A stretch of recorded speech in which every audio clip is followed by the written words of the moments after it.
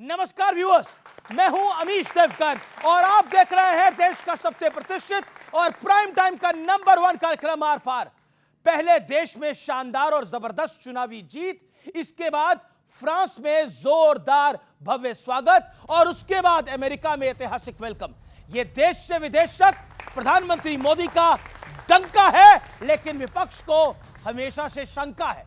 क्या इस्लामिक देश, क्या दुनिया के बड़े विकसित देश और क्या दुनिया की सबसे बड़ी सुपर पावर अमेरिका, जो प्रधानमंत्री मोदी को ग्रेट यानी दुनिया का महान नेता बुला रही है।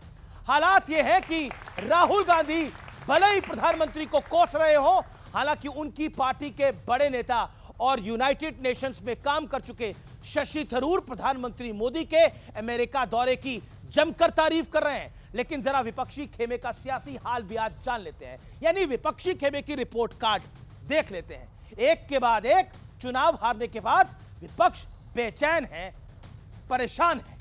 कभी सब एक साथ मिलकर तो कभी अलग अलग मोदी को हराने की चाल चल रहे थे, फिर भी कामयाब नहीं हो पाए, यानी जनता जनार्दन ने आपने कामयाब नहीं किया। और अब तो विपक्ष में खुल्लम खुल्ला महाभारत शुरू हो गई है। सवाल यह है कि आखिर विपक्ष की यह सियासी दुर्दशा क्यों हुई है और विपक्ष इससे उबर क्यों नहीं पा रहा है। आज यह बड़ा मूल सवाल है और इसी मूल सवाल पर जनता जनार्दन के बीच होगी सबसे बड़ी बहस आर पार में। मोदी मोदी मोदी मोदी मोदी मोदी मोदी। ये देश से विदेश तक मोदी के डंके का सबूत है। अमेरिका पहुंचने पर जिस ब्लेयर हाउस में पीएम मोदी रुके, वहां आज तक कोई भारतीय पीएम नहीं रुका और दुनिया के भी सिर्फ चुनिंदा बड़ी हस्तियों को यहां रुकने का मौका मिला। लेकिन बात सिर्फ यहां रुकने की नहीं है। जरा सुनिए यूएस प्रेसिडेंट पीएम के बारे में क्या कह रहे हैं। Great honor to have Prime Minister Modi of India. He is a great friend of mine for a long time. We've had a wonderful relationship and we kept the relationship during the 4-year period. Really an honor to see you and you've been my friend for a long time and congratulations on having done a great job. इस शानदार स्वागत का नतीजा ये हुआ कि कांग्रेस के शशि थरूर भी इस दौरे की तारीफ करने लगे।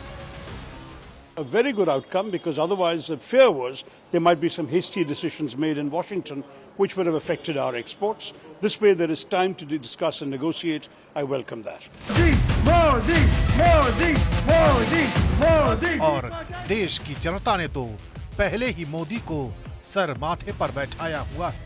केंद्र में लगातार 3 बार की सत्ता और इसके बाद महाराष्ट्र, हरियाणा और दिल्ली की प्रचंड जीत इसका सीधा सबूत है।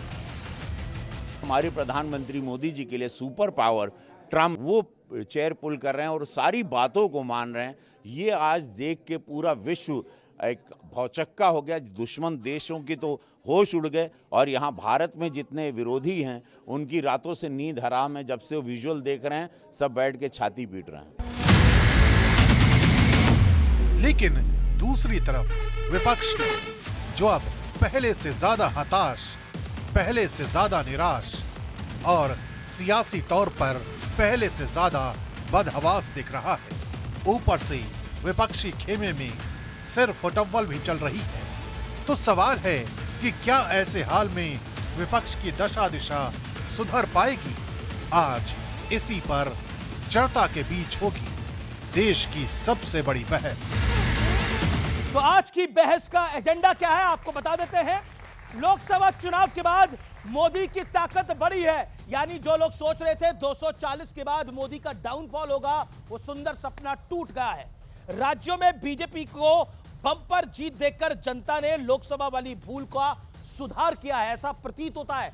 हरियाणा, महाराष्ट्र के अंदर, दिल्ली में भी विपक्षी गठबंधन पर निजी स्वार्थ भारी पड़ रहा है। यह तीसरा और बहुत महत्वपूर्ण पॉइंट है। और चौथा, जो डोनाल्ड ट्रंप ने कहा है मोदी महान है, लेकिन हम उसमें सवाल ऐड कर रहे हैं विपक्ष क्यों परेशान है। आज ये है बहस का एजेंडा। और मेरे साथ कौन कौन है, जोरदार तालियों से अभिनंदन करिए बीजेपी के राष्ट्रीय प्रवक्ता गौरव भाटिया का, सुप्रीम कोर्ट के सीनियर एडवोकेट हैं, जोरदार तालियों से अभिनंदन है। ऋतुराज झा प्रवक्ता आम आदमी पार्टी के, उनका अभिनंदन है। अमित जवाई साहब प्रवक्ता समाजवादी पार्टी के, जोरदार तालियों के साथ अभिनंदन है। मेरे साथ सत्यप्रकाश मिश्रा है, नेता है जेडीयू के, जोरदार तालियों के साथ अभिनंदन है। मेरे साथ विवेक श्रीवास्तव हैं, जोरदार तालियों के साथ अभिनंदन है। तो गौरव भाटिया, सीधा सवाल आपसे यह है कि जब 240 का नंबर आया भारतीय जनता पार्टी का, तो विवेक श्रीवास्तव के को बहुत खुशी हो रही थी कि देखिए अब मोदी और बीजेपी ऐसे नीचे जाएंगी, और अमित जमाई साहब को भी लग रहा था अब तो बीजेपी का अंत नजदीक है। ऋतुराज झा ने तो इंश्योर कर लिया था कि दिल्ली में तो अब हो सकता है 70 में से 70 सीटें आएंगी। लेकिन आप हरियाणा जीत गए, जो किसी को उम्मीद नहीं थी, एग्जिट पोल को भी उम्मीद नहीं थी। आप महाराष्ट्र में आपकी इतनी बड़ी जीत हुई जो शायद बीते 50-60 सालों में नहीं हुई। आपने दिल्ली में केजरीवाल को उनके घर में हराया और उनको अपनी सीट भी हरा दी। आप कर कैसे लेते हैं ये सब कुछ? देखिए, सबसे पहले तो ये कहूंगा, जो असंभव को संभव कर दे वो देश के प्रधानमंत्री श्री नरेंद्र मोदी जी हैं। और आपने अभी कहा ना कि डोनाल्ड ट्रंप कह रहे हैं पीएम यू आर ग्रेट। ये भी विडंबना है इस देश की कि पूरा भारत के जितने नागरिक हैं सब कहते हैं नरेंद्र मोदी जी इज ग्रेट, हमारे दिल में, हमारी सराखों पे। जी जी। डोनाल्ड ट्रंप कहते हैं पीएम मोदी इज ग्रेट, इसका मतलब भारत ग्रेट है क्योंकि हमारे देश के लिए कहा जा रहा है, हमारे देश के प्रधानमंत्री है। लेकिन विपक्ष क्या कहता है? चौकीदार चोर है, बिच्छू सांप, कोई गाली ऐसी बची नहीं जो देते नहीं है। लेकिन असर क्या होता है? जो आपने कहा, पहली हैट्रिक लगाई डोनाल्ड ब्रेडमैन, सचिन तेंदुलकर बन के नरेंद्र मोदी जी ने, जब 62 साल बाद 2024 में पुनः प्रधानमंत्री बने चुनाव जीत के। और तो 240 जब आई थी, मायूस तो आप भी थे गौरव भाटिया। देखिए, गिरते हैं शह सवार ही मैदाने जंग में, वो तिफ्ल क्या गिरेंगे जो घुटनों के बल चला करते हैं। तो ऐसा है अमीर जी, आपने सही कहा, जिस तरह की मेहनत हमारे प्रधानमंत्री जी, राष्ट्रीय अध्यक्ष जी अमित शाह जी, तमाम कार्यकर्ताओं ने करी है, हमें उम्मीद थी कि हम पिछला आंकड़ा पार करेंगे, नहीं किया। लेकिन एक बड़ी बात है और ये जनता के लिए भी सबक है, हमने ईवीएम पे ठीकरा नहीं फोड़ा। हमने ये नहीं कहा जनता राक्षस है जैसे रणदीप सुरजेवाला कहते हैं। हमने विनम्रता से उसे स्वीकारा और आगे बढ़े। और एक और हैट्रिक लगी जो मैं बताने जा रहा था, पहले हरियाणा जीते, फिर महाराष्ट्र जीते, और अब दिल्ली में भी हमें जनता ने आशीर्वाद दिया है। इसका मतलब यह है कि अभी मंजिलें और बाकी हैं। अभी भारत देखना चाहता है कि हम तीसरी सबसे बड़ी अर्थव्यवस्था बने। भारत देखना चाहता है कि जो पीओके कब्जाया हुआ है उसमें तिरंगा लहराए, और भारत देखना चाहता है हर युवा के पास नौकरी हो, इलाज के साधन हो, शिक्षा के साधन हो, और मुश्किल ही डगर क्यों ना हो, लेकिन ये मंजिल जीत के रहेंगे। ये भारत का हौसला है, मोदी जी की ताकत है। मैं रुक करता हूं आपका अमित जमाई। अमित जमाई, क्या आपको लगता है कि ये बीजेपी का वाकई एक बड़ा कमबैक है? चाहे वो बाई इलेक्शंस हो यूपी के अंदर, चाहे वो दिल्ली का चुनाव हो, चाहे वो महाराष्ट्र का चुनाव हो, चाहे वो हरियाणा का चुनाव हो, और ये जो आपके गठबंधन में फूट है उसका भी एक नतीजा है। अमित शेखर जी, आप ये जानते हैं कि 2024 का जो ये महल जो खड़ा हुआ है वो आदरणीय नीतीश जी और चंद्रबाबू नायडू के कंधे पे खड़ा हुआ है। वो कंधा जब तक है, प्रधानमंत्री जी हमारे देश के प्रधानमंत्री हैं। आपने विदेश जाने की बात करी, हमारे प्रधानमंत्री जी की सम्मान बढ़े, इज्जत बढ़े, चाहे भारतीयों में कोई भी हो, हम सब हों, आप हों, कितना भी हमारा विरोध, हमारा नीतियों पर विरोध है ना, हमारा उनसे देश के बतौर प्रधानमंत्री विरोध नहीं है। हम चाहते हैं कि भारत की इज्जत अमेरिका में और बढ़नी चाहिए। जी जी। हम ये चाहते थे कि भारत के प्रधानमंत्री को, ट्रंप साहब जब अपना शपथ कर रहे थे तो भारत के प्रधानमंत्री जी को वहां पे बुलाना चाहिए था। समाजवादी पार्टी ने, अखिलेश जी ने सबसे पहले विरोध किया था जब 5 जो सिक्योरिटी एजेंसीज हैं 5 देशों की, जिसमें कनाडा है, अमेरिका है, यही ट्रंप प्रशासन था, यही बाइडेन प्रशासन था जिसने हमारे देश के गृहमंत्री श्री अमित शाह जी पे उंगली उठाई थी और कहा था कि हमारे देश के गृहमंत्री अमित शाह जी, हमारी एम्बेसी, रॉ, असैसिन मिलके हम अमेरिका में, कनाडा में हत्याएं करवा रहे हैं। हमने इसका विरोध किया था, समाजवादी पार्टी ने इसका विरोध किया था। तो गृह मंत्री वो हमारे देश के हैं, लेकिन नहीं जो विरोध नीतियां, ये तो कितनी अच्छी बात है कि कुल मिलाकर थर-थर कांप रहे हैं बाहर आतंकवादी, कहीं क्या पता भारत किसी को भेज ना दे हमारा काम तमाम करने के लिए। ये भारत, ये तो भारत की बढ़ती हुई ताकत, ये तो मतलब भारत की ताकत बढ़ रही है ना। पहले आतंकवादी हमारे घर पे आके मारते थे, अब आतंकवादियों को अगर हमारे लोग जाके घर पे मार रहे हैं तो मुझे तो इसमें कोई गड़बड़ नहीं लगती। एक आखिरी बात जी 20 सेकंड, देन गौरव भाटिया एक आखिरी बात है, 30 सेकंड की बात है। हमारे प्रधानमंत्री जी जब गए हैं तो मेरा सवाल है कि ये जो 3 राज्यों में बीजेपी ने जीत हासिल करी है कि ये बड़ा पॉलिटिकल कमबैक है, जो सुंदर सपना आप संजो के बैठे थे वो चकनाचूर हो गया है। 30 सेकंड में जवाब। राष्ट्रीय स्तर पे प्रधानमंत्री जी की जो गरिमा है, जो पोजीशन है, दिन ब दिन नीचे गिरती जा रही है। कैसी गिरती जा रही है मैं बता रहा हूं। अच्छा, एक भारत जैसे देश के नागरिक जो अमेरिका गए, ठीक है, अमेरिका गए, आज अखिलेश जी ने पूछा है कि जब आप पिछली बार गए थे प्रधानमंत्री मोदी जी अमेरिका तो हीरा लेके गए थे,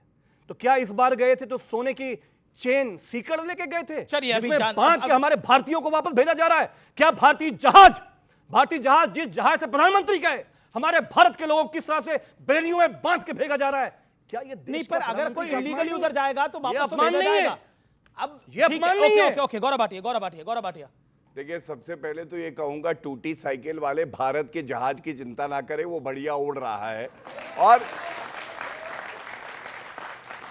और अर्ज किया है हमारे छोटे भाई हैं इनकी शान में ही। आप गैरों की बात करते हैं, हमने अपने भी आजमाए हैं। लोग कांटों से बच के चलते हैं, हमने फूलों से जख्म खाए हैं। देखिए, आपने उनके शब्दों पे गौर किया, क्या कहा? मोदी जी की साख गिर रही है। अरे, सबसे विश्वसनीय नेता हैं पूरे विश्व में, ये हर सर्वे कहता है। दूसरे देश के जो हेड होते हैं वो पैर छूते हैं मोदी जी के। अभी मैंने बताया डोनाल्ड ट्रंप ने कहा मोदी जी इज ग्रेट, और झूठ कैसे बोलते हैं देखिए आप, कैसे एकदम चेहरा बदल लेते हैं। शपथ पे कभी भी हेड ऑफ द स्टेट को बुलाया नहीं जाता, ये वहां की परंपरा है। और भारत के जो विदेश मंत्री हैं वो प्रथम पंक्ति में बैठे हुए थे, तो जो उनका तरीका है उस तरीके से भारत वहां रिप्रेजेंटेड था और पूरी इज्जत और सम्मान के साथ था, क्योंकि अगर भारत की इज्जत होगी तो टूटी साइकिल की भी इज्जत होगी, याद रखना। दूसरी बात, देखिए अब फर्क क्यों आया है मैं बताता हूं। फर्क इसलिए आया है, मिल्कीपुर जो हारे हैं ना, सारा मिल्क इनका निकल गया है लग रहा है। 61,000 अभी बीच में नहीं, अभी देखिए छोटा भाई भी बोला। अच्छा ठीक है, एक आप भी 10 मैं केवल ये कहूंगा, जी देखिए बाय पोल हुए 10 बाय पोल, 10 में 8 भारतीय जनता पार्टी जीती और मिल्कीपुर जीती 61,000 से।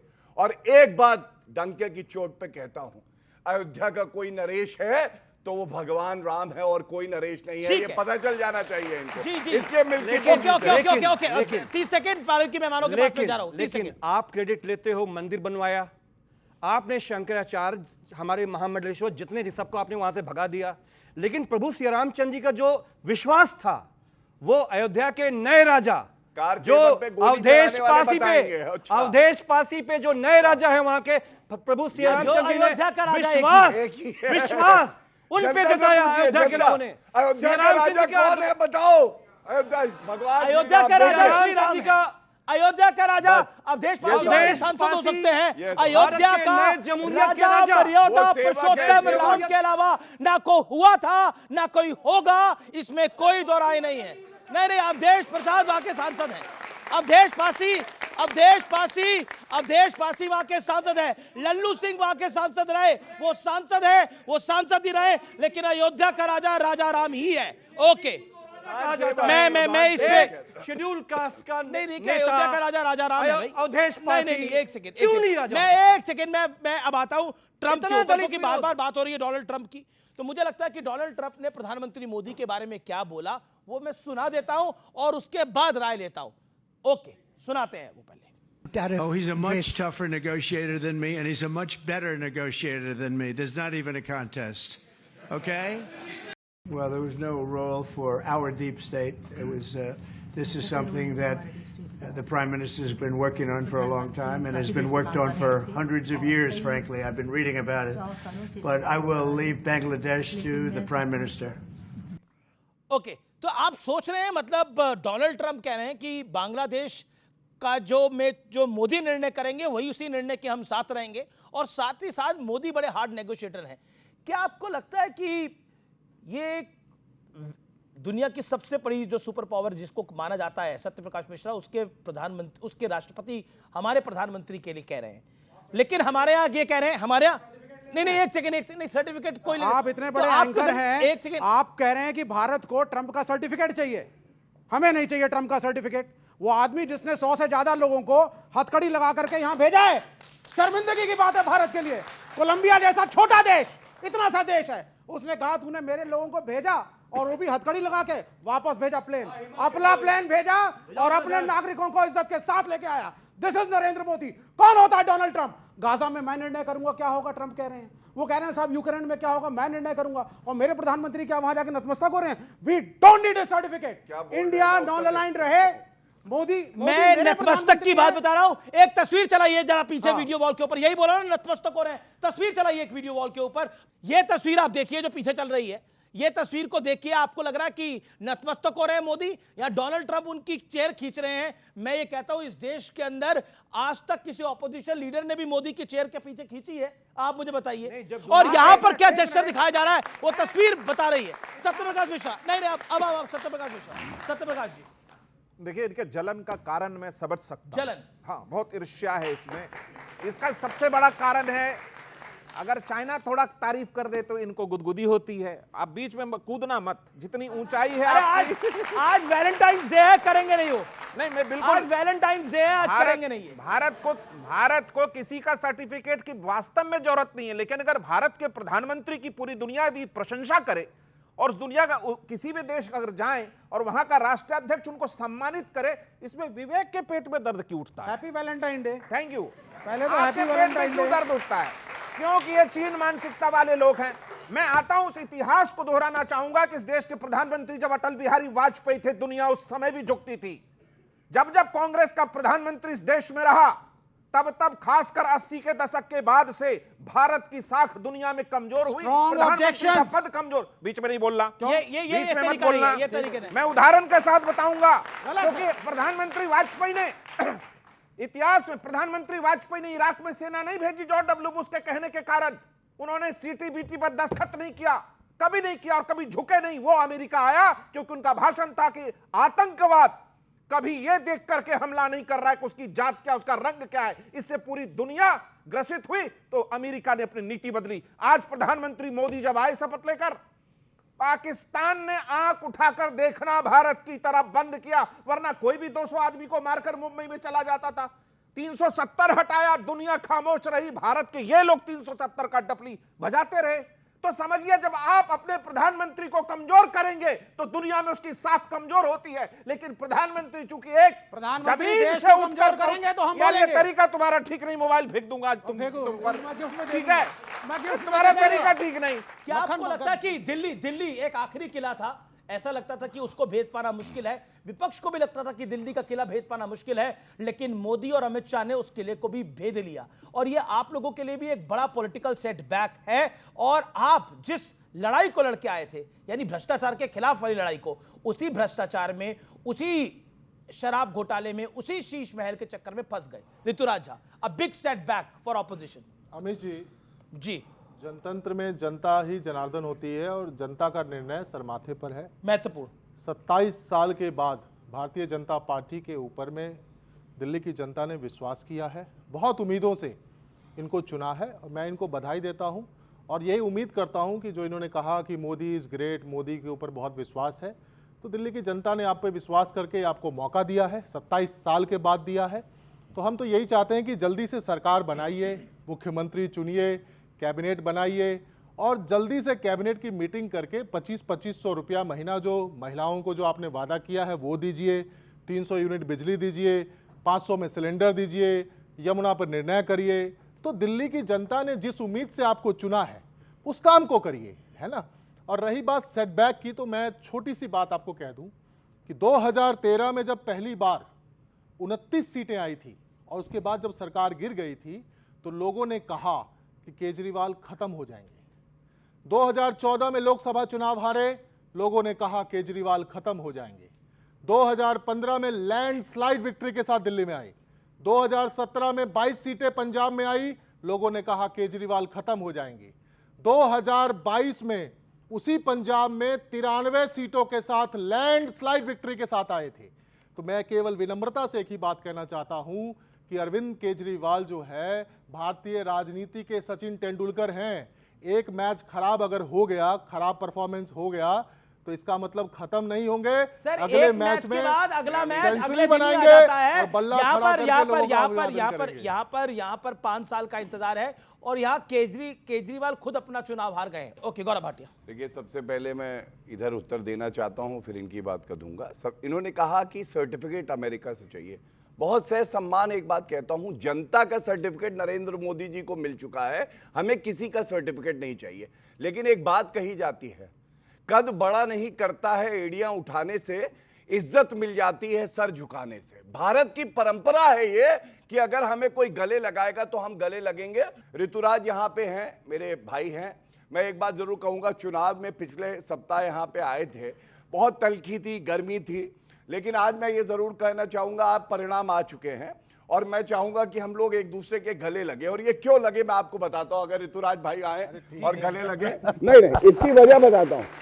इसकी वजह ये है, इन्होंने अभी कहा कि मोदी जी सारे वादे पूरे करें, और मैं ये समझता हूं कि मोदी जी हैं तो मुमकिन है। उन्होंने कह दिया वादा पूरा होगा, यमुना को साफ करेंगे, प्रदूषण में कमी आएगी, जो जो वादे किए। लेकिन आप लोग तो इल्जाम लगा रहे हैं कि ये डिजिटल चोरी कर रहे हैं। मैं एक बड़ी बात कहने जा रहा था, इसीलिए मैंने कहा, देखिए, सारी पार्टियों को विपक्ष में भी हो तो सकारात्मक सुझाव देके योगदान देना चाहिए। अगर दिल्ली को पूरे विश्व में सबसे अच्छी राजधानी बनना है तो आप लोग मानेंगे कि नहीं कि अगर कोई भूमिका विपक्ष निभा सकता है तो वो भी निभाए और कंधे से कंधा मिला के आगे बढ़े, तभी दिल्ली और भारत जो है वो आगे बढ़ सकती है। ये मेरा मानना है। अब आपसे एक बात कहूंगा, देखिए, अब इसको अन्यथा ना ले, लेकिन क्योंकि चर्चा में कुछ राजनीतिक विषय होने चाहिए।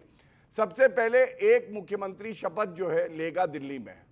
लोग ऐसा कह रहे हैं कि एक मुख्यमंत्री शपथ लेगा पंजाब में भी, और आपको मालूम है क्यों? क्योंकि अरविंद केजरीवाल ने भी ठानी है कि भगवंत मान को हटा के खुद कुर्सी पे बैठ जाना है, और उसकी पूरी व्यवस्था वो कर चुके हैं। लेकिन आप तो कह रहे हैं, आपके दिल्ली प्रदेश अध्यक्ष कह रहे हैं, पूरी बीजेपी कह रही है कि डिजिटल चोरी कर ली है सीएमओ का अकाउंट। ऋतुराज झा जी, आपने अपना पर्सनल अकाउंट बना दिया है। अब पीएमओ इंडिया का जो अकाउंट है वो प्रधानमंत्री मोदी का पर्सनल अकाउंट नहीं है, वो प्राइम मिनिस्टर ऑफिस का अकाउंट है। सीएमओ का अकाउंट चीफ मिनिस्टर ऑफिस का अकाउंट है, वो कैसे आपका हो सकता है? क्या आपको लगता नहीं है गलत बात की गई है?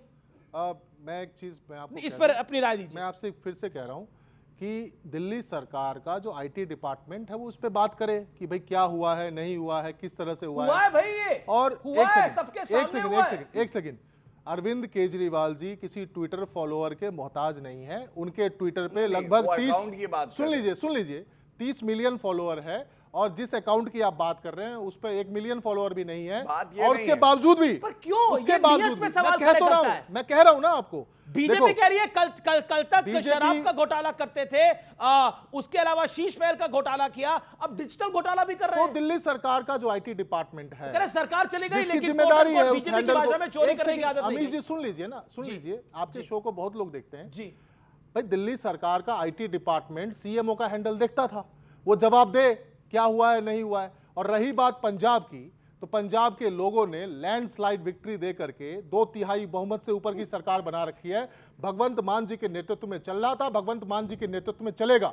इधर उधर की बात करने से कुछ नहीं हासिल होने वाला है। एक बात बता दो। नहीं, पर क्लियर क्या हो गई? वो कह रहे हैं, ये क्लियर कर रहे हैं आपको वहां से। मैं बताता हूं कैसे। 30 विधायक इन लोगों के संपर्क में है, कांग्रेस पार्टी के, मेरी बात जिसकी ये वकालत करते रहते हैं सुबह शाम। सुनिए अमीश जी, क्लियर क्या हो गई बात? ये क्लियर कर रहे हैं आपको पंजाब से, कश्मीर से लेकर कन्याकुमारी तक किसका विधायक बिकता है और कौन खरीदता है, अपने ऑफिस के सिक्योरिटी गार्ड से भी आप पूछेंगे तो बता देंगे। और रही बात सुनिए, 30 विधायक को संपर्क करने से वहां की सरकार नहीं लेगी, क्योंकि टूट के लिए 66 से ज्यादा विधायक चाहिए, जो कि नेक्स्ट टू इम्पॉसिबल है। इसलिए इस तरह की बात नहीं होनी चाहिए। इन्होंने अभी एक बात कही कि कौन विधायक खरीदता है, तो मुझे याद आता है 15 करोड़ रुपए हर प्रत्याशी को मिल रहे हैं, पापी आपके, ये कहा था पिछले सप्ताह, लेकिन अभी तक वो 15 कंप्लेंट नहीं आई। मैं एक ही बात कहूंगा, दिल्ली का बोले बच्चा बच्चा अरविंद केजरीवाल है, नहीं सच्चा, ये बात जान लीजिए। और सुनिए, आपने डिजिटल अकाउंट की बात करी ना,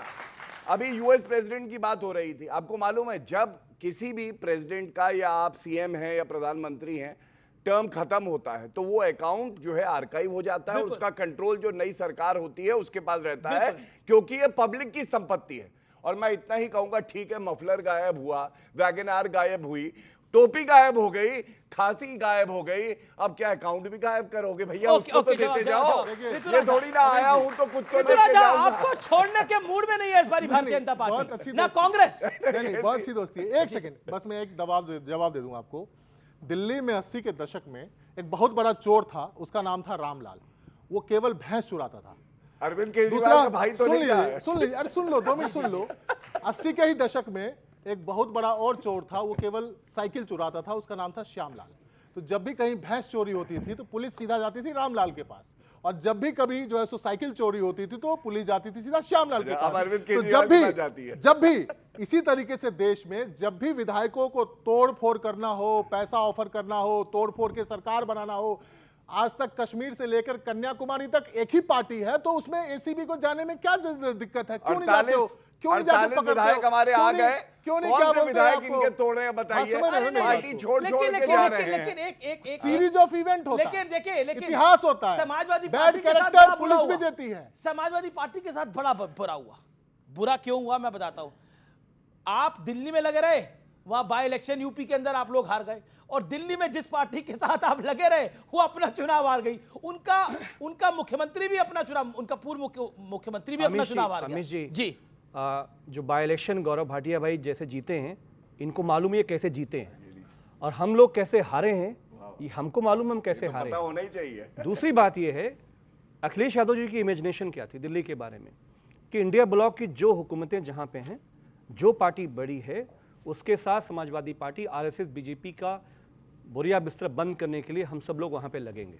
हम खुद दिल्ली में थे, इकरार हसन हमारी लोकसभा की एमपी जंगपुरा की आप खुद सीट पे प्रचार हम- कर रहे थे दिल्ली हम के खुद अंदर, मैं प्रचार बोलो कर रहे थे। पर निपटा तो हम नहीं पाए ना। आपको- हम आपको- महाराष्ट्र के हम अंदर भी आपको आप दूसरी इंडिया बात ब्लॉक के साथ गए, महाराष्ट्र में भी हम आप इंडिया आपको- ब्लॉक के साथ नहीं, गए। नहीं, वहां हम गए नहीं ना। आदित्य ठाकरे ने बोला क्या बीजेपी की टीम है? आप समझे नहीं। वहां आदित्य ठाकरे ने बोला बीजेपी की टीम है। भाई देखिए, आदित्य ठाकरे ने ऑन रिकॉर्ड बोला बीजेपी की टीम है उधर।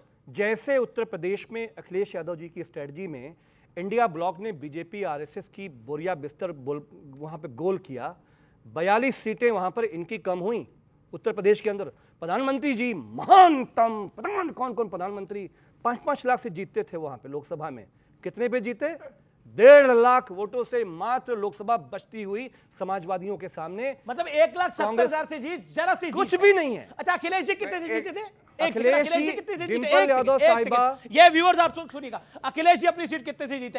1,70,000 से। मोदी जी तो बस जीत ही गए। अखिलेश जी कितने से जीते? कितने वोटों से जीते? अखिलेश जी और आदरणीय डिंपल यादव जी का जो वोट है, मैं अखिलेश जी का वो पूछ रहा हूं। प्रधानमंत्री से ज्यादा है। मैं अखिलेश जी का नंबर पूछ रहा हूं। नहीं, के बारे में नहीं अखिलेश पता है, जी- बताइए। अखिलेश जी पूर्व मुख्यमंत्री हैं। हाँ तो कितने वोट मैं प्रधानमंत्री की बात कर रहा मैं हूँ। तो कह नहीं रहा, वो पूर्व मुख्यमंत्री नहीं, है। मैं वो बड़े वरिष्ठतम नेता है, मैं वो आपसे समाजवादी ये पार्टी मैं का सर्वोच्च नेता है। कितने वोट जीते? मैं कह रहा हूँ कि प्रधानमंत्री 5 लाख पे 1.5 लाख पे आए, महानतम बात छोड़ दीजिए। अखिलेश जी कितने वोट मैं जीते? उसकी बात अभी नहीं करूंगा। क्यों नहीं करेंगे? मैं सबकी, मैं धर्मेंद्र यादव की बताऊंगा, नहीं होनी चाहिए। मैं सबकी बताऊंगा। अच्छा, आप लोग अपनी राय दीजिए। नहीं, आपको इतना बुरा लग गया? कि नहीं होनी चाहिए? अखिलेश भाई, मोदी जी 1,70,000 में कम वोटों से जीते, और अखिलेश जी कितने वोटों से जीते? भाई होनी चाहिए बात, हमें भी बताओ कितने जीते हैं? कितने से जीते आपको ही पता होना चाहिए। हाँ जी, पता होना चाहिए, हमें भी पता। क्यों पता होना चाहिए? जरूरी नहीं है, देश की हर चीज पर छुपाने वाला क्या है? छुपाने वाला क्या है? अखिलेश यादव एक मिनट, अखिलेश यादव वो नेता है। क्या है? आंकड़ों की बात मत करिए। एक सेकंड, मैंने आपसे ये कहा, डरा रहे। प्रधानमंत्री की हस्ती को किसी ने चूर किया, वो आपको बुरा लग अखिलेश गया? यादव है। आपको बुरा लग गया? वो अखिलेश यादव है, और अखिलेश यादव जी के विजन पे आज भी मानना पड़ेगा। आज भी सुन लीजिए, बहुत अच्छा विजन है। अगर कांग्रेस दिल्ली में आम आदमी पार्टी की कोई बात बन जाती तो भारतीय जनता पार्टी आज यहाँ सरकार में नहीं होती। अच्छा महाराष्ट्र में, बस एक सेकंड, महाराष्ट्र में आप लोग साथ में थे, हम क्यों नहीं आपसे निपटा पाए आगे बीजेपी को? हम क्यों आपसे नहीं निपटा आगे पाए कह रहे बीजेपी को? हैं, हम आपसे आगे बात सुनिए, 30 सेकंड दे दीजिए। हाँ, 10 सेकंड, 30 सेकंड। अखिलेश यादव जी के विजन पे अगर राहुल जी दोनों साथ में आए, ग्रैंड अलायंस में सारी पार्टियां साथ में आई, बीजेपी आरएसएस किसी राज्य में सरकार में नहीं आ सकती, नोट कर लीजिएगा। ये फंसेंगे बहुत बुरा भी। अब बोलिए। अखिलेश यादव जी, फोन फेंको, फोन। माननीय जमई साहब, क्या नाम, अमित जमई साहब, अखिलेश यादव जी तो मूड बनाए हुए हैं कि कांग्रेस को उत्तर प्रदेश में सीट ही नहीं देना है। 10 उपचुनाव हुआ, आप ही लड़ लिए, कांग्रेस अखिलेश को जी ने क्यों नहीं लोकसभा खड़ा में किए? साफ कह दिया है कि कांग्रेस, अरे भाई, हम लोग कांग्रेस साथ को में क्यों अभी नहीं लड़ेंगे। खड़ा बीच में बोला अमित जी भाई, ये अनफेयर है। अरे आपकी निपट पार्टी गए, रहेगी, ये बताओ आपने जितना बिहार वक्त में। मांगा आपको दिया। ये 10 उपचुनाव लड़े, उसमें निपट गए। अभी मिल्कीपुर लड़े, उसमें निपट गए। कांग्रेस को ले जाते साथ में, आम आदमी को भी ले जाते, थोड़ा उद्धव जी को भी ये कह बुला रहे हैं कि लेते। अगर कांग्रेस भी साथ में आती तो नहीं। दिल्ली में हम जीत जाते। नहीं बनती पहले सरकार। तो यूपी में जीत नहीं रहे, दिल्ली में कहां से जीत जाते? प्रवचन दे रहे, जो जिनका बेस है यूपी में, वो प्रवचन दे रहा है दिल्ली वैसे पे। एक बात आप मुझे समझिए, जाननी है। सवाल है, क्या दिल्ली की 37 जनता, पार्टी की समाजवादी क्या पार्टी दिल्ली की पूरे जनता- देश में अखिलेश यादव का जलवा, और आप कह रहे हैं कि दिल्ली में क्या उनका अरे मामला है? 10 सीट हार गए, अभी वाह। जलवा। अमित जी भाई, जलवा अमित जी नहीं भाई, है। अमित जी भाई, अब देखा अनफेयर हो रहा है। ओके, वो कह रहे हैं अखिलेश जी का तो देश में जलवा है। नहीं, अखिलेश जी का जलवा बांग्लादेश में भी होगा, मैं इससे इनकार नहीं करता। अखिलेश जी का जलवा हर जगह बरकरार रहे, मेरी शुभकामना है। लेकिन अगर आप जो दावा कर रहे हैं कि अखिलेश जी दिल्ली में जिता देते, अरे आप 10 उपचुनाव हार गए, अभी मिल्कीपुर हार गए, तो थोड़ा ठहरिए। क्योंकि बात हो रही है अलायंस की, और बार बार कहा गया, अभी अमीर जमाई ने एक बोला कि विवेक, देखिए, एक अगर हम सुप्रीम एक साथ होते तो खेल बिगाड़ देते, अगर हम एक साथ आ जाते तो हमारा जलवा बन जाता। मैं अब 3 एग्जांपल देना चाहता हूं, मैं एक एक करके देता हूं। सपा बसपा यानी समाजवादी पार्टी और बीएसपी एक साथ आए, क्या बीजेपी का खेल बिगाड़ पाए थे यूपी के अंदर? Point number 1। Point number 2, Delhi के लोकसभा इलेक्शन में कांग्रेस और आम आदमी पार्टी एक साथ थे, क्या बीजेपी का खेल बिगाड़ पाए? एक भी सीट किसी की नहीं आई। Point number 2। और पॉइंट नंबर 3 जो कि बहुत महत्वपूर्ण है, महाराष्ट्र में सारे मिलकर लड़े चुनाव, समाजवादी पार्टी भी साथ में थी, उद्धव ठाकरे भी साथ में थे, शरदराव पवार भी साथ में थे, और कांग्रेस भी साथ में थी। क्या बीजेपी को हिला पाए?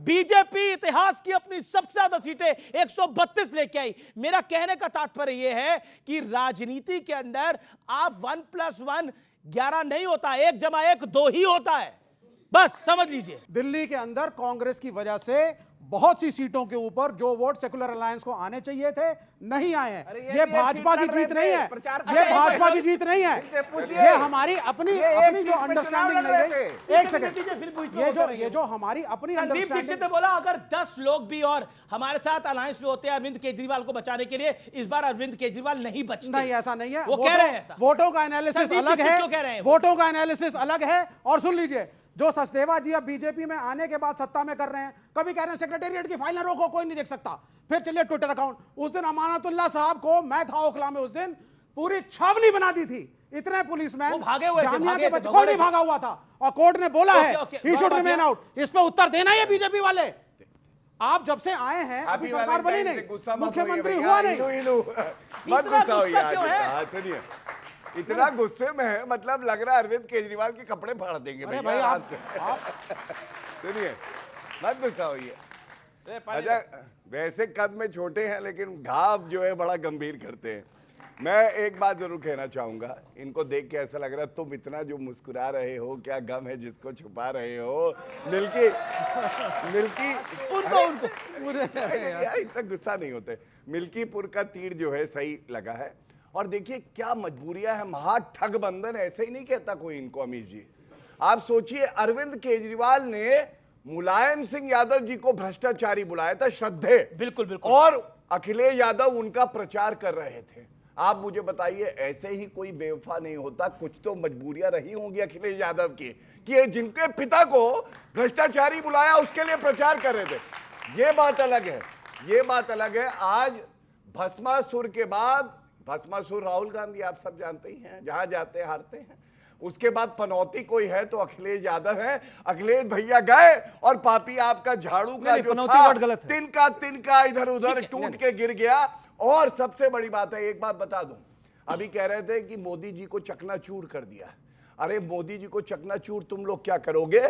तुम्हारे लिए तो योगी आदित्यनाथ जी काफी है। योगी आदित्यनाथ जी अभी अगले 20 साल उनको कोई हिलाने वाला पैदा नहीं हुआ है, खासकर टूटी साइकिल और खूनी पंजाब मिल भी जाए तो जो कमल खिला है उत्तर प्रदेश में खिलता रहेगा। अमित जमाई इन्होंने कहा कि योगी जी हैं तो काफी हैं, वाकई उत्तर प्रदेश के लिए काफी हैं। 100 करोड़ कुंभ में सनातनी हिंदुओं का इंतजाम, 45-50 करोड़ ही अभी पहुंचे हैं। हमारे कितने? सैकड़ों लाशें अभी किसी के पिता नहीं मिल रहे हैं, किसी की मां नहीं मिल रही है, किसी की बेटियां नहीं मिल रही, किसी का बेटा नहीं मिल रहा है। तो सही बात है कि लोगों को मोक्ष में पहुंचाने के लिए योगी जी काफी हैं, कोई कमी नहीं है उसके अंदर। मैं उत्तर दे दूं, बिल्कुल जवाब बनता है भाई, बिल्कुल जवाब बनता है। क्योंकि बात महाकुंभ की करी तो जितना जितना महाकुंभ बढ़ता गया, 50 करोड़ श्रद्धालुओं ने स्नान लिया है ना, इनका दर्द उतना ही बढ़ता गया। क्योंकि ये कहना गलत नहीं है, जैसे जैसे बढ़ रहा है पूजन, इनके चेहरे की बढ़ रही है सूजन। और सबसे बड़ी बात महाकुंभ की क्या आपको मालूम है? अखिलेश यादव क्या कर रहे थे? अरे कौन जात जर्नलिस्ट, कौन जात। आज क्या हुआ है, कौन जात मायने नहीं रखता है, सारे हिंदू एकजुट हो गए हैं। और ये जो हिंदुत्व की ताकत है, इसकी वजह से साइकिल टूटी नहीं गई। वो कह रहे हैं कि अखिलेश और राहुल अगर एक साथ आएंगे तो मोदी निपट जाएंगे। बिल्कुल, वो कह रहे हैं अखिलेश और राहुल अगर एक साथ आएंगे तो मोदी पॉलिटिकली निपट जाएंगे, ये दावा है उनका। अच्छा। एक मंच पे अगर दिखे तो, एक साथ आए तो वो तो बहुत बड़ा दिखेंगे, बिहार में दिखने वाले हैं। पक्का भरोसा। हाँ बिल्कुल। एक मिनट सुनिए, अखिलेश और राहुल आए तो अखिलेश जरूर निपट जाएंगे, इसका पूरा भरोसा। अरे 2024 में अगर ताकत नेतृत्व में हो तो आपको पता है जनता आशीर्वाद देगी। आपकी विचारधारा में ताकत होनी चाहिए। और बीजेपी लेकिन बड़ी खबर आ रही है दिल्ली से, बहुत बड़ी खबर आ रही है दिल्ली के मुख्यमंत्री को लेकर। सूत्रों के हवाले से खबर है, दिल्ली में उप मुख्यमंत्री नहीं होने वाला है, यह क्लैरिटी है। और साथ ही साथ दिल्ली में जिस चेहरे को संघ चाहेगा उसी को बीजेपी मुख्यमंत्री बनाएगी, यह बड़ी खबर आ रही है। और अंतिम फैसला नरेंद्र मोदी पर छोड़ा गया है। और इस रेस में परवेश वर्मा आगे दिख रहे हैं, परवेश वर्मा आगे दिख रहे हैं। इसके अलावा आशीष सूद का भी नाम चल रहा है, रेखा गुप्ता भी हो सकती है। ये 3 नाम हैं जिनकी दावेदारी मजबूत हो गई है दिल्ली के अंदर। दिल्ली के मुख्यमंत्री को लेकर यह बहुत बड़ा पॉलिटिकल अपडेट है इस समय का। तो वापस लौटते हैं इस समय चर्चा के ऊपर सीधे तौर पर। ऋतुराज झा, पॉइंट यह है कि भारतीय जनता पार्टी, देखिए कोई भी आप बहाना लगाइए, आप एक साथ आए तब हारी, आप अलग अलग हुए आप लोग तब हारे। पॉइंट यह है कि विपक्षी गठबंधन पर स्वार्थ हावी, और ये मैं जिम्मेदारी से सवाल पूछ रहा हूं, इसलिए स्वार्थ हावी है। आदित्य ठाकरे दिल्ली आते हैं, अरविंद केजरीवाल को सांत्वना देने के लिए पहुंचते हैं, वो हार गए चुनाव, वो शरद पवार के पास नहीं पहुंचते। अब बताइए, अब कहां आदित्य ठाकरे और कहां शरद राव पवार का कद? उनका पॉलिटिकल कद बहुत बड़ा है। अमीश जी देखिए, दिल्ली की जनता ने हमें विपक्ष की भूमिका दी है। हम एक चीज़ आपको बता सकते हैं कि हम मजबूत विपक्ष बन करके अपनी भूमिका निभाएंगे। और जो भी वादा भारतीय जनता पार्टी ने दिल्ली की जनता से किया है उसको जल्द से जल्द जनता को वो पूरा करे, उसके लिए हम संघर्ष करेंगे। क्या विपक्ष में स्वार्थ हावी है विपक्षी दलों के अंदर? मेरा बड़ा जिम्मेदारी से मैं आपसे एक बात कह रहा हूं, अभी मैं बहुत देर से इस बात को सुन रहा था, अखिलेश जी आए, अखिलेश जी आए। अखिलेश जी जिस सीट पर प्रचार करने के लिए आए किराड़ी में, जो कि जहां से मैं खुद विधायक था 10 साल से, वो सीट इस बार भी 22,000 वोटों से जीते हैं। तो अरविंद जी की वजह से नहीं जीते, अखिलेश जी की वजह से जीते ना। तो देखिए, आप लोग बार बार इस तरह से नहीं, उसकी देखिए हर पार्टी एनालिसिस करती है, एरिया ऑफ इंप्रूवमेंट पे काम करती है, क्या कमियां रही नहीं रही। सचिन तेंदुलकर एक दिन 0 पे आउट हो जाता है तो वो जाके क्या करता है, वो देखता है कि क्यों आउट हुआ, क्या कमी रही। ऐसे ही पॉलिटिकल पार्टीज भी करती है। अगर 2% वोट हमको कम मिला, इसका मतलब हम लोग, सर आप सचिन तेंदुलकर का नाम ना लीजिए, ना उन्होंने शीश महल बनाया था, ना वो शराब घोटाले में जेल में गए। तो इन्होंने भी, प्रधानमंत्री जी ने राजमहल बनाया, उसमें तो कभी आपने शो नहीं किया है। देखिए उस चीज में मत पड़िए आप, है ना। आप पत्रकार हैं। मैं पत्रकार हूं तभी बोल रहा हूं। सचिन तेंदुलकर का क्या कंपैरिजन इसके अंदर? भारत के पहले प्रधानमंत्री हैं, 15 लाख के सूट पहनते हैं, 8400 करोड़ के जहाज में चलते हैं। लेकिन सचिन तेंदुलकर ने ना शीश महल बनाया है, देश के महानतम खिलाड़ियों में से एक है, ना ही वो शराब घोटाले में उन पे कोई आरोप है। इसलिए Sachin Tendulkar can't be compared. Sachin Tendulkar, there is one Sachin Tendulkar and there is one only. जो 570 जिलों के अंदर में भाजपा ने जिला कार्यालय के नाम पे बनाया, वो है लूट का शीश महल। शीश महल होता है जो आरएसएस ने 26 मंजिला शीश महल केशव कुंज में बनाया, वो होता है शीश महल। शीश महल सबसे बड़ा राजमहल इन्होंने बनाया 2700 करोड़ का। अगर आप बात करेंगे, आप पत्रकार हैं, फेयर रहिए, देश की जनता आपको देखती है। सर मैं तो फेयर ही कर रहा हूं, जनता की बात को भी फेयरनेस में समझिए। शीश महल का मुद्दा उसको स्वीकार करेंगे। ओके गौरव भाटिया भूमिका निभाएंगे, और जो भी वादे इन्होंने किए हैं वो पूरे करवाएंगे, दिल्ली की जनता के लिए पूरे करवाएंगे। ओके, वो कह रहे हैं हम सारे वादे पूरे कराएंगे। मैं कुछ कहना चाहता हूं, मेरा विनम्र निवेदन है आदरणीय ऋतु रंजन राज झा जी से, पंजाब पहुंचिए। हर साल फागुन में पलटने वाले लोग हमको सर्टिफिकेट देते हैं, हर साल। अरे रुक जाए, हर साल। अच्छा रुक मॉनसून में नहीं बोले, ये तब से लगातार बोले जा रहे हैं, हर फागुन में पलट जाते हैं। जेडीयू का स्टेक है कि नहीं है? देखिए ऐसा है, जेडीयू हमारी वो साथी है जिसको हम बहुत सम्मान करते हैं, और बड़ी पार्टी हम बिहार में हैं, लेकिन नीतीश कुमार जी के नेतृत्व में बिहार का चुनाव लड़ा जा रहा है, ये बड़ी बात है। और एक बात बोलूं अपने भाई के लिए, रस्सी जल गई लेकिन बल नहीं गया। अभी भी वही शीश महल ये, अरे मैं बताता हूँ क्या तो है। आप जबरदस्ती की बीच बात बीच कर में रहे ना हैं। बोलिए। अपना मैंने कैबिनेट देखिए डिसाइड बीच कर में नहीं एक पा बार रहे, इसीलिए नहीं मुख्यमंत्री बोला। बना नहीं पा रहे, सरकार सुनिए, बना नहीं पा रहे अब एक मिनट। वो कह रहे हैं और आप आप डिसाइड नहीं कर पा रहे, certificate मुख्यमंत्री देने डिसाइड नहीं कर पा रहे। अरे सरकार बनाओ, दिल्ली की जनता के लिए काम करो, इसीलिए लोगों ने चुना है आपको। अब ये गलत कब बात तक शीश महल करते रहोगे? ओके ओके, जो भी मुख्यमंत्री बनेगा दिल्ली का, कम से कम मैं इतना कह सकता हूं, वो ईमानदार होगा, वो बेल पे बाहर नहीं होगा, वो कपटी नहीं होगा, पलटू राम नहीं होगा, ऐसा कोई सगा नहीं जिनके जिसे नेता केजरीवाल ने हुए, टका नहीं। जिनके और एक नेता बात और कह दूं, पार हुए, सुनिए, ये हमको सर्टिफिकेट दे रहे हैं बेल मत पे। करिए, अच्छा नहीं लग रहा, मैं आपको बता रहा हूँ। अरे छोड़िए। आपके वोट और कम हो रहे हैं, आप बोल छोड़िए। सकते हैं, मुझे कोई दिक्कत नहीं वोट है। कम मैं हो एक गए। बात बोलूंगा, अभी ना एक बैठक हुई दिल्ली में, जो पंजाब के विधायक थे वो आए, 30 तो मिनट चली बैठक हो। एक लाइन मैंने लिखी थी, अरविंद केजरीवाल ने कहा था, टू टू पू पू करती गाड़ियां आती है और जनता देखती रहती है, और उस दिन टू टू पू पू करती हुई गाड़ियां आई और अरविंद केजरीवाल से मिली, इसलिए ये वीवीआईपी कल्चर का आज सिंबल बन गए हैं। वो व्यक्ति वैगनार छोड़कर, चलो गाड़ी ले ली कोई बात नहीं, चलो घर ले लिया कोई बात नहीं, सुविधा चाहिए एक मुख्यमंत्री को, सुरक्षा ले ली कोई बात नहीं, खतरा नहीं होना चाहिए। अरे शराब पर इस तरह का घोटाला तो नहीं करते, यमुना गंदी रह गई चलिए कोई बात नहीं, भ्रष्टाचार 7,000 करोड़ जो कैग का रिपोर्ट अब तक पेश नहीं किया वो तो पेश करते। आप कहते दिल्ली पे नहीं बोल सकते, क्यों? सच बोलते तो ऋतु जी मिर्ची तो लगेगी। अब प्रधानमंत्री ने कहा है कि विधानसभा आते ही पहला कैग का रिपोर्ट पेश होगा और जिसने जो खाया है वो वापस देना होगा। इनको वादा निभाना है ना। आ जाइए, आ जाइए। 1 साल हो गया, आप बीच में बोल रहे हैं। वर्तमान की सत्ता को, महिलाओं को पैसा कब मिलेगा, कब पंजाब में नशाखोरी बंद होगा, पराली जलना कब बंद होगा? This is not- नहीं कर सकते आप। जी जी जी। तो जब आपका गिरेबान, आपके काले चिट्ठे आइए। कारनामे खोलेंगे और उतारेंगे तो आपको मिर्ची लगेगी और आप बीच बीच में कूदते रहे। कूदिए, अभी तो 42% वोट आया है ना, 22 आया है ना, 43.6 पार्टी बचा लीजिएगा तो बताइएगा, 43.6 सब भागेंगे आपके यहाँ से, सब भागेंगे, आप देखते जाइए। Okay okay okay okay, Ruturaj आगे एक तो जेल में ओके रहेंगे, ओके आधा भाग जाएगा। एक सेकंड, ऋतुराज सुन लो भैया, ऋतुराज बोलिए बोलिए सुन बोलिए। लो, आप सब स्टूडेंट्स हैं, गूगल करके 30 देख सेकंड, लो। 30 सेकंड बोलिए। भारत के इतिहास में ये जिस पॉलिटिकल पार्टी से आते हैं उसको आज तक इतिहास में 43.6% वोट नहीं मिला है। हर फागुन में पलट जाते हैं। अरे जिस 1.5 बिहार में, करोड़, अरे सुनो ना, अरे सुनो सुनो 2 मिनट सुन लो, अरे सुन लो 2 मिनट सुन लो। नीतीश कुमार जिस जमाने अरे से सुन राजनीति लो। कर रहे हैं ना, अरे सुन लो। उतने जमाने में केजरीवाल की अरे औकात सुन नहीं लो। कि उसकी राजनीति हाँ, एक ठीक है। दाग नहीं है उनके ऊपर। ठीक है, औकात नहीं। 46 साल के हाँ। जीवन में हाँ। एक दाग नहीं है। चोरों के सरदार नीतीश कुमार पर आंख नहीं उठा सकता। अरविंद केजरीवाल जब राजनीति में आए तो, और आम आदमी पार्टी का जो उदय हुआ उसमें बोला कि हम वीवीआईपी कल्चर के खिलाफ हैं। चलिए, बहुत जायज बात है, एक मुख्यमंत्री को सुरक्षा चाहिए होती है, सुरक्षा मिले, वो भी 2 राज्यों की पॉइंट में है। अच्छा, सिर्फ मुख्यमंत्री सुरक्षा नहीं ले रहे हैं, इनके सांसद भी 100 से ज्यादा पुलिस वालों को रखे हुए हैं, जिसको लेकर बवाल मचा हुआ है। जो बवाल मचा हुआ है, 100 से ज्यादा पुलिस वालों को लेकर रखे हुए हैं। राघव चड्ढा को Z+ सिक्योरिटी है, जिसको लेकर भारतीय जनता पार्टी सवाल खड़ा कर रही है, जिसको लेकर कांग्रेस सवाल खड़ा कर रही है। ये तमाम बातें हैं। तो वीवीआईपी कल्चर को दूर करने के लिए आए थे, लेकिन आपने तो पहले से ज्यादा ले लिया वीवीआईपी कल्चर।